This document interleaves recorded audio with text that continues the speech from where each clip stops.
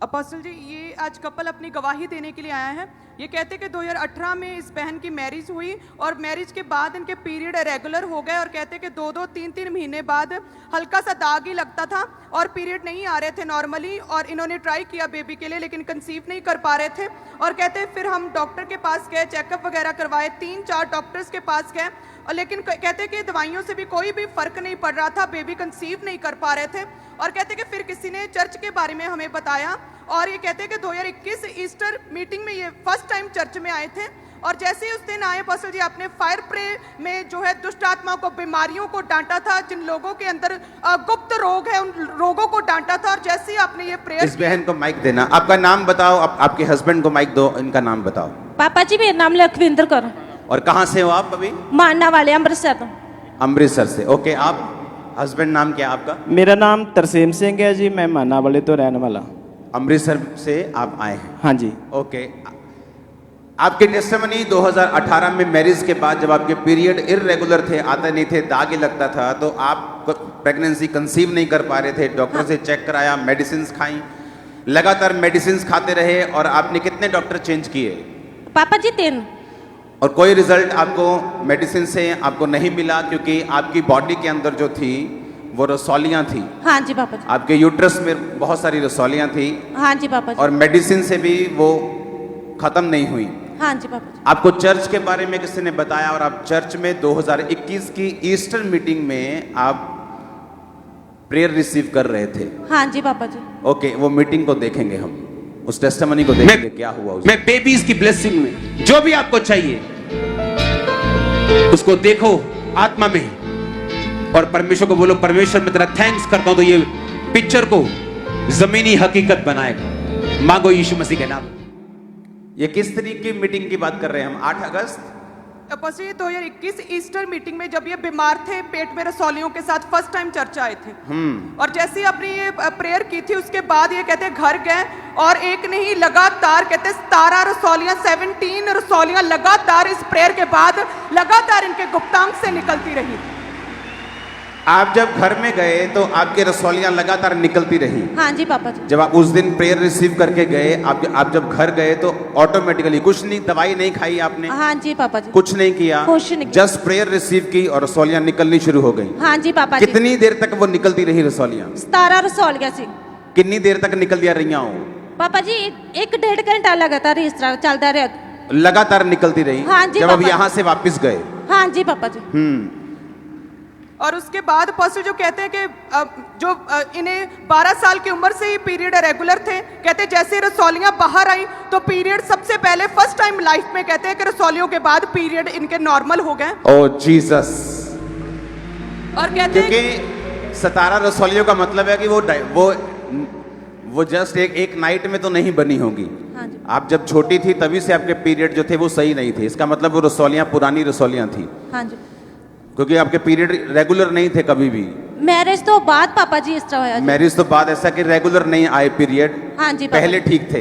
हाँ जी पापा जी। मैरिज के बाद प्रॉब्लम शुरू हुई क्योंकि रसौलियां थी? हाँ जी पापा जी। ਜਦੋਂ ਤੁਸੀਂ ਇੱਥੋਂ प्रेयर करा के वापस गए, हाँ जी कितनी देर रसौलियां निकल दिया रही? पापा जी 1.5 घंटा इस टाइम। 1.5 थोड़ा टाइम। घंटा। हाँ जी। रसौलियों को निकलने के बाद कितनी देर बाद आप प्रेग्नेंट हुए? पापा जी मैं आई है थे 8 तरीक ਨੂੰ 8 अप्रैल ਨੂੰ आई है थे मीटिंग ਤੁਹਾਡੇ वर्ल्ड रिसीव जब कीते ऑयल। आपकी रसौलियां निकल गई हाँ उसके जी, कितने दिन बाद आप प्रेग्नेंट थे? पापा जी अप्रैल दी 8 ਨੂੰ अगले हफ्ते मतलब मैं प्रेग्नेंट सां। Next week. और डॉक्टर चेंज कर करके दवाइयां खा खा के, क्योंकि अगर आपके रसौलियां हैं तो अगर आप स्टडी करें, क्योंकि बहुत सारे केसेस जब रसौलियों के आते हैं मालूम होता है कि मेडिसिन का कई रसौलियां अपने आप आती हैं, अपने आप गायब हो जाती हैं। एक आध रसौली वो मेडिकल हिस्ट्री वो साइंस बताती है कि रसौली आती है, एक अपने आप लेडीज के गायब हो जाती है। लेकिन ये सीवियर केसेस जो होते हैं, 17 रसौलियां, 18 रसौलियां, रसौलियों से भरा हुआ, मोस्टली इनका ऑपरेशन होता है। आप जब यहाँ से प्रेयर करा के गए, रसौलियां निकलियां, उस तो 1 हफ्ते बाद उसी प्रेग्नेंट से गए? हाँ जी पापा जी। फिर क्या हुआ आपके? बेटा होया जी। एक बेटा एक बेटी। एक बेटी एक बेटा। हाँ जी पापा। ओह गॉड। हालेलुया। यीशु के छुड़ाए हुए बोलो जय जयकार, यीशु के छुड़ाए हुए बोलो जय जयकार, यीशु के छुड़ाए हुए बोलो जय जयकार, यीशु के छुड़ाए हुए बोलो जय जयकार, लंगड़े चढ़ाए हुए बोलो जय जयकार, लंगड़े चढ़ाए हुए बोलो जय जयकार, यीशु के छुड़ाए हुए बोलो जय जयकार, यीशु के छुड़ाए हुए बोलो जय जयकार, यीशु के छुड़ाए हुए बोलो जय जयकार, यीशु के छुड़ाए हुए बोलो जय जयकार, लंगड़े चलाए हुए बोलो जय जयकार, लंगड़े चलाए हुए बोलो जय जयकार। आपके साथ वो ब्लेसिंग्स खुदावंद देने जा रहे हैं आपको जरूरत पड़ेगी दूसरे की ब्लेसिंग को संभालने के लिए। आमीन। मेरे को ऊंचे वाला चाहिए तो ये आपका होगा।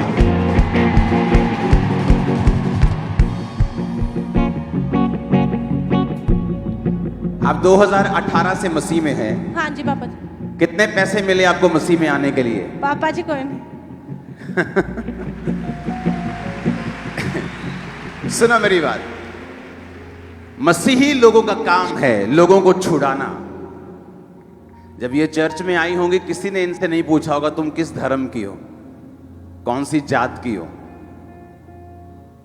हाँ, जब मसीही लोग, बाइबल कहती पौलुस जहां प्रीच करने के लिए गया तो लोग बोलने लगे कि ये हमारे देवताओं की निंदा करने के लिए आया। तो जब बड़े लोग खड़े हुए तो उन्होंने कहा नहीं, ये अपने जीसस का प्रचार कर रहा है, किसी की निंदा नहीं कर रहा।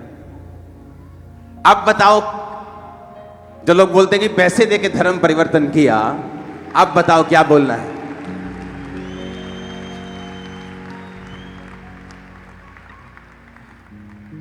जस्ट एंट्री की चर्च में डॉक्टर्स देख चुके हैं, मेडिसिन खा चुके। मैरिज के पहले प्रॉब्लम नहीं थी, जैसे मैरिज हुई रसौलियां बननी शुरू हुई। Doctor change, medicine medicine medicine medicine.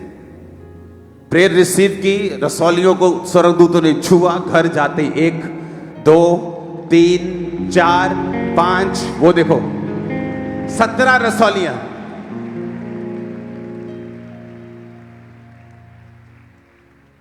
रसौलियां बाहर, प्रेगनेंसी अंदर।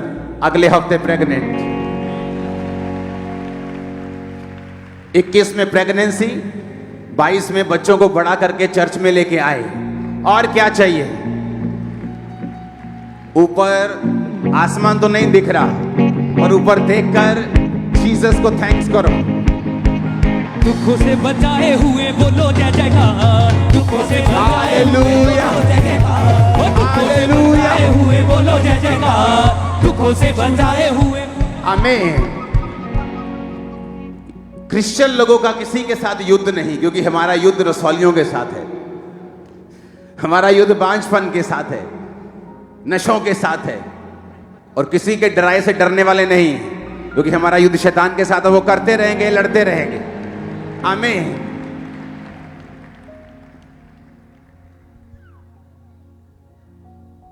Hallelujah, hallelujah. अपने हाथों को उठाओ।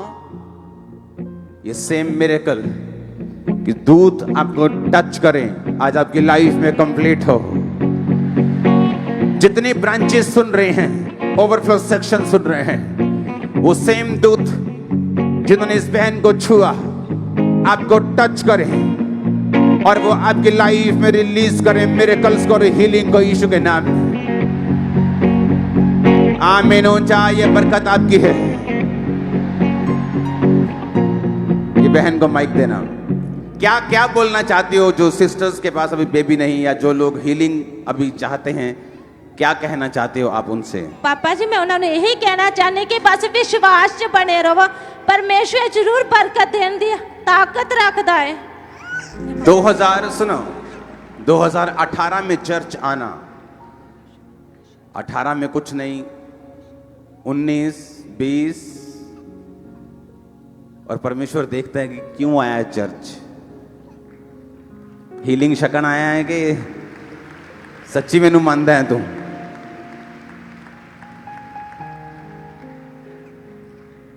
जब आदमी दिखा देता है कि मैं विश्वास करता हूं और मैं तुझमें मुक्ति पाने आया हूं, मैं सिर्फ चंगियाई पाने नहीं, मैं मुक्ति पाने आया हूं, तो मेरा उद्धार करता है। अगर परमेश्वर आपको फिजिकल हीलिंग दे सकता है, वो आपको फाइनेंशियल हीलिंग भी दे सकता है, वो आपको स्पिरिचुअल हीलिंग भी दे सकता है, मेंटल हीलिंग भी दे सकता है, फैमिली हीलिंग भी दे सकता है, इमोशनल हीलिंग भी दे सकता है। वो हर तरह की हीलिंग आपको दे सकता है जो मेडिसिन नहीं कर पाती। डॉक्टर्स मैं बोलता हूं खुदा की ओर से हैं, लेकिन कई बार परमेश्वर ये चाहता है कि कोई मेडिसिन काम ना करे ताकि मैं काम करूं। अपने हाथों को उठाकर थैंक यू जीसस, अपनी बाइबल को हाथ में उठाकर वचन के लिए तैयार रहो। अपने घुटनों पे आकर खुदावन जितना वचन आज मैं सुनूं 100 गुना फलों को लेके आओ। अंधकार की शक्ति इन वचनों को चुरा ना सके। आज फायर मुझ पे उतरे खुदावन, और मैं हीलिंग को, डिलीवरेंस को पाऊं, वचनों के भेदों को पाऊं। अपने हाथों को उठाकर थैंक यू जीसस बोलते हुए